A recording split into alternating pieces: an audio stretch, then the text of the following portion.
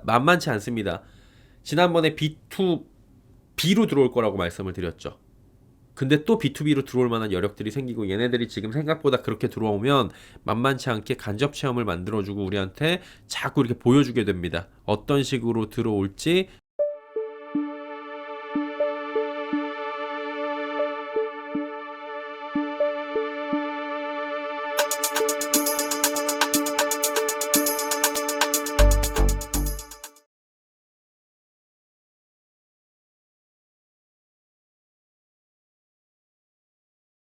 자, 우리 배터리는 안 터져요.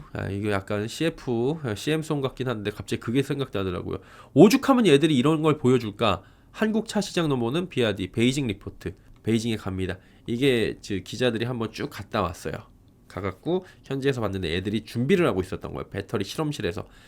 기다란 못이 내려와서 배터리를 탁 뚫어버려요. 한쪽은 불이 나고 한쪽은 잠잠해. 한쪽은 뭐예요? 삼원계.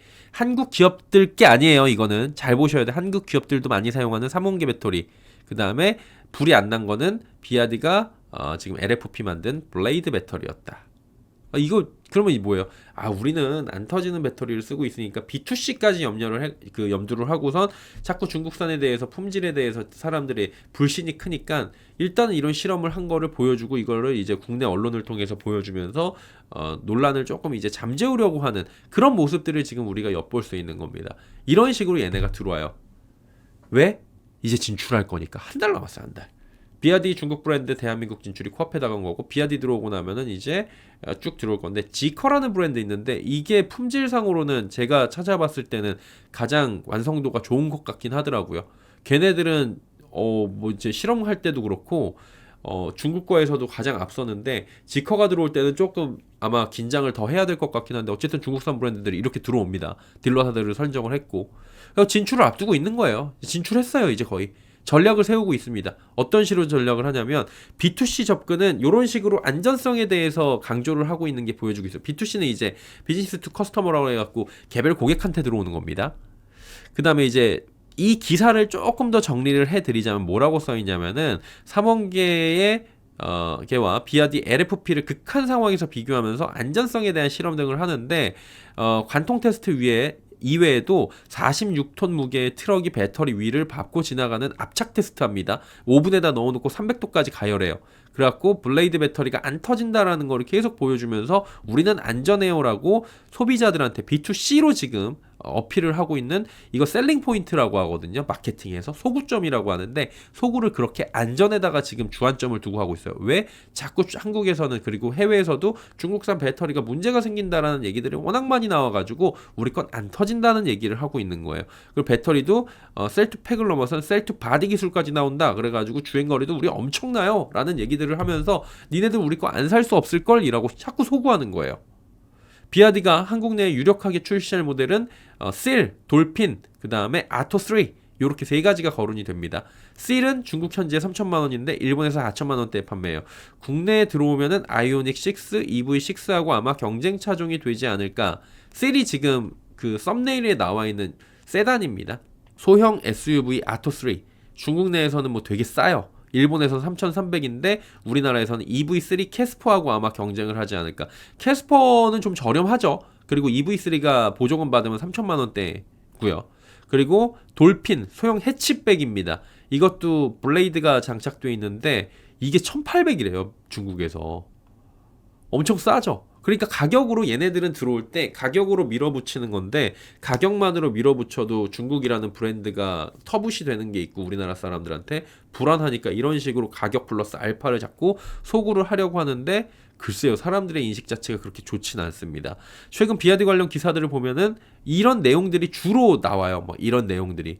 그래가지고 지금 이것만 놓고 본다면은 뭐 가격 싸죠? 그다음 주행거리 뭐 500km 달린다는데 진짜 달려보진 않았지만 안전 상당히 뭐 지금 안 터진다 그러니까 매력적으로 느낄 수 있을 만한 요소들을 다 때려 박은 거예요.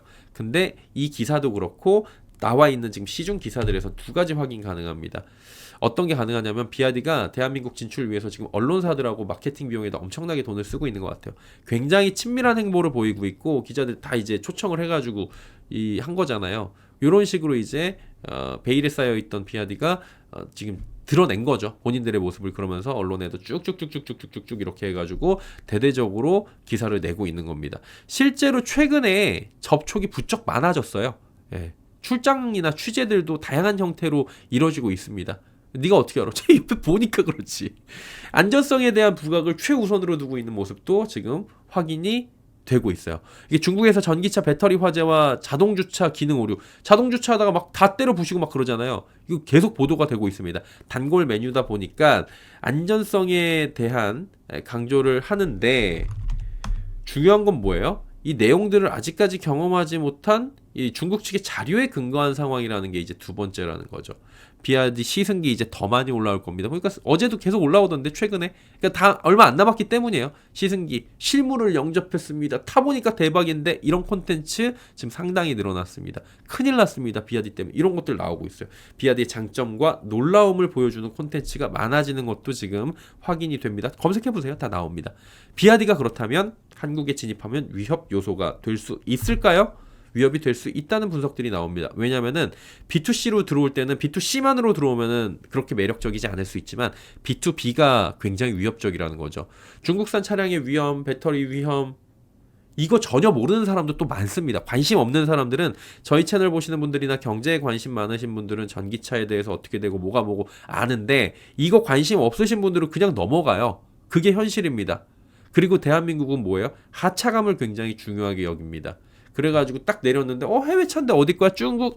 메이드 인 차이나는 별로지. 이렇게 볼 수 있어요. 근데 가격적인 메리트 때문에 나 그래도 현기차보단 나을 것 같아. 이런 사람도 있을 거라니까요. 한 명이라도.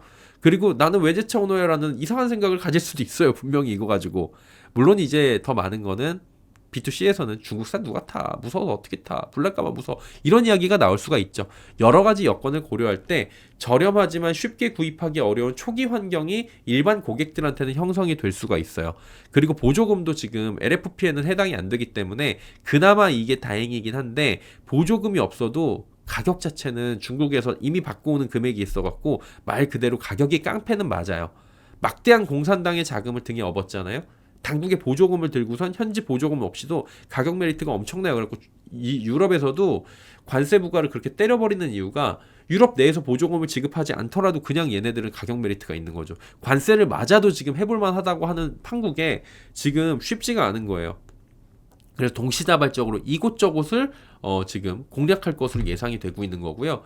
제가 말씀을 드렸지만 B2C, 기업 대 개인은 다소간의 약한 고리를 보일 겁니다. 근데 얘네들이 그래서 짱구가 아니거든요. B2B로 들어와요.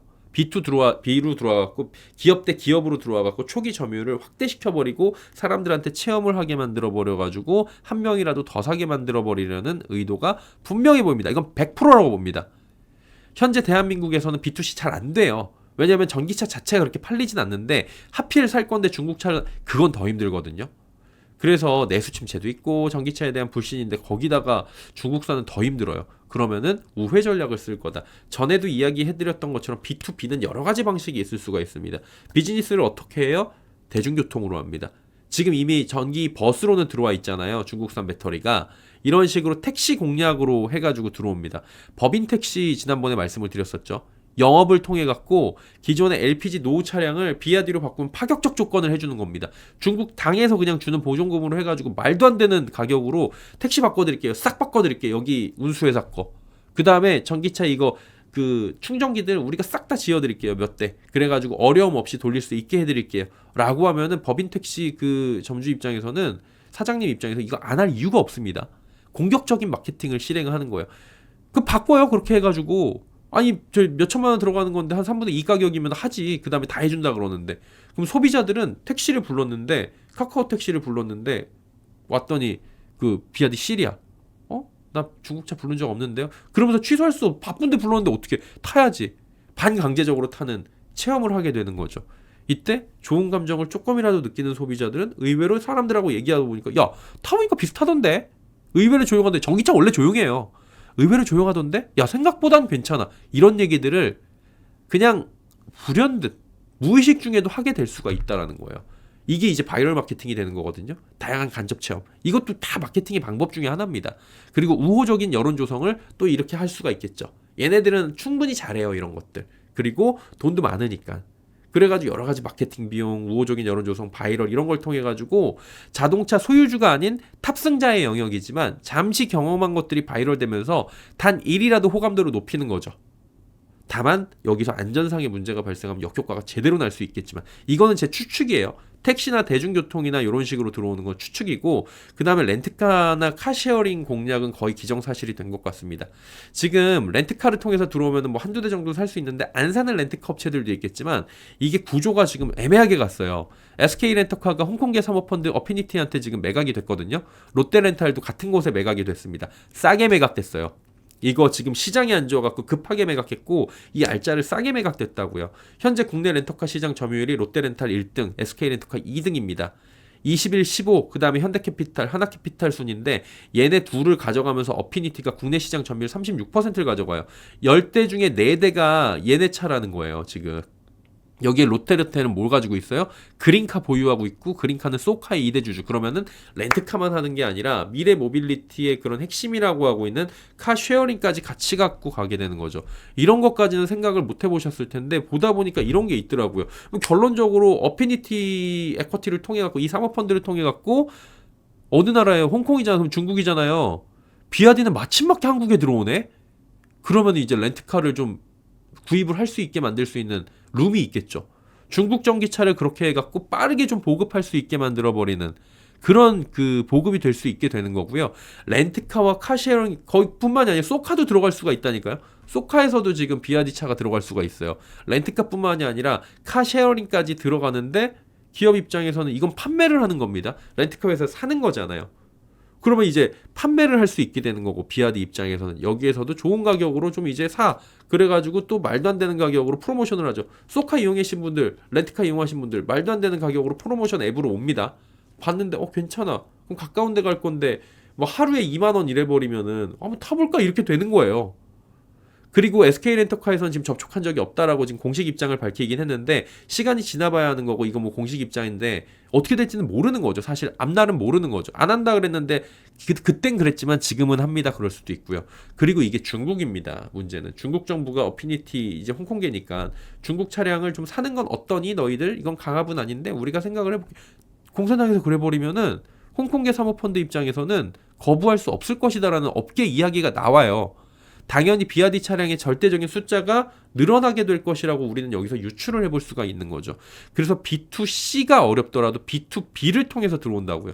기업 대 기업 간으로 들어와가지고 그냥 간접 체험을 할 수 있고 그냥 어쩔 수 없이 타게 되는 구조를 만들어버리는 건데 그런 구멍이 이미 많이 뚫려버린 셈인 거예요. 이를 통해서 지금 점유율을 늘려가는 것을 지금 막기가 어려워진 상황이다. 라고 볼 수가 있다는 거죠. 렌트카 기업은 번외지만 모빌리티 산업의 미래라고 할 수 있습니다. 왜냐하면 기업 가치를 높여야 되는 건데 이거를 여러 가지 방식으로 높이기 위해서 미래 과제들을 쭉 해놨는데 사모펀드의 특성상 투자금 회수를 위해서 구조조정할 수도 있고요. 안 한다고 하지만 단기 이익만을 위한 조치를 할 수 있고 생태계 품질 저하되고 이거 우리나라 생태계거든요. 1, 2위 기업이에요. 생태계 파괴도 우려가 됩니다.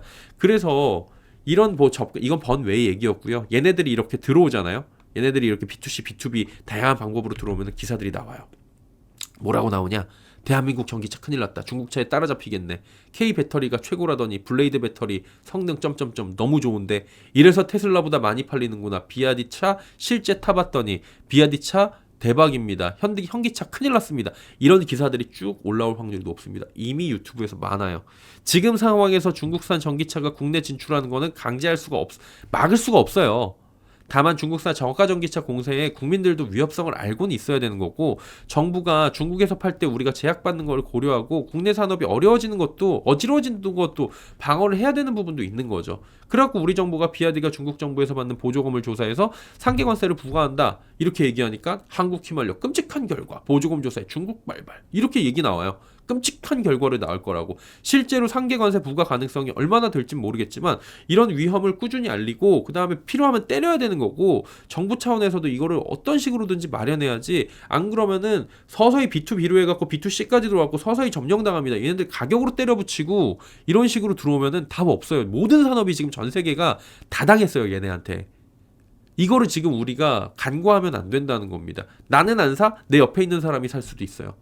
내 친구 아니야. 내 친구가 아닌 사람이 살 수도 있다니까요. 그리고 한국에 들어와 있는 우리나라 국적이 아닌 사람들은 또 살 수가 있는 거고요. 그리고 이런 상황이 지속적으로 전개가 된다면 이를 이용해서 이 대한민국 관련 기업의 주가 하락을 야기시킬 수도 있고, 그래서 투자자들은 이거에 대해서 대비하는 자세도 지금 필요한 상황이다라고 지금 보여질 수가 있는 겁니다. 그래서 이렇게 좀 알자고 제가 오늘 콘텐츠는 가지고 와봤어요.